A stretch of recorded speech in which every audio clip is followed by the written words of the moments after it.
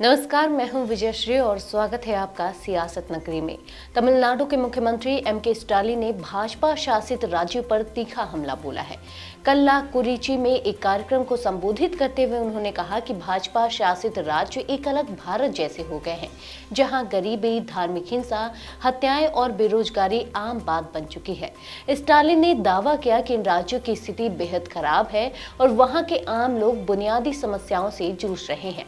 मुख्यमंत्री ने कहा कि भाजपा चाहे जितनी भी कोशिश कर ले, वे तमिलनाडु के लोगों के बीच धार्मिक कट्टरता नहीं फैला सकती।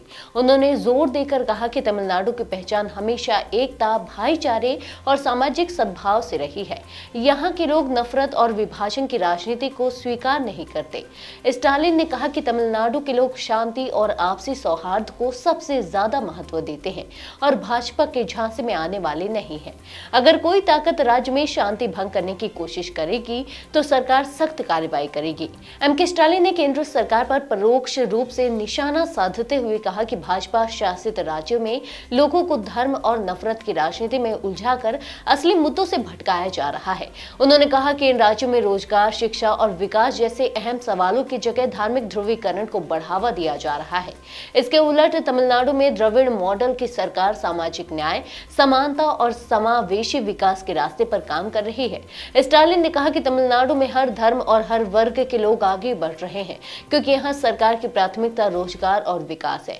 उन्होंने बताया कि राज्य में लोग मजहब की नहीं बल्कि रोजगार और तरक्की की बात करते हैं। यहाँ समाज भाईचारे पर आधारित है और यही तमिलनाडु की सबसे बड़ी ताकत है। मुख्यमंत्री ने कहा कि राज्य सरकार शिक्षा, रोजगार और सामाजिक कल्याण योजनाओं को सबसे ऊपर रख रही है। इसी वजह से तमिलनाडु आज देश के कई राज्यों के लिए एक मिसाल बन चुका है।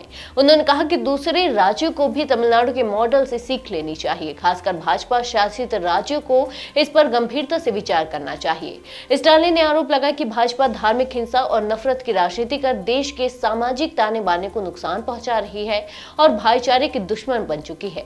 अपने संबोधन के अंत में एम.के. स्टालिन ने लोगों से एकजुट रहने और विभाजनकारी ताकतों से सतर्क रहने की अपील की। उन्होंने कहा कि तमिलनाडु की ताकत उसकी एकता है और इसी एकता के बल पर राज्य आगे बढ़ता रहेगा। आज के लिए बस इतना ही। अगर आपके इलाके में कोई राजनीतिक लापरवाही, भ्रष्टाचार या जनहित से जुड़ी समस्या है तो आप चुप मत रहिए, अपनी शिकायत हमें भेजिए। सियासत नगरी आपकी आवाज को मंच देगा और जवाबदेही तय करेगा, क्योंकि अब हर सवाल होगा सीधा सत्ता से।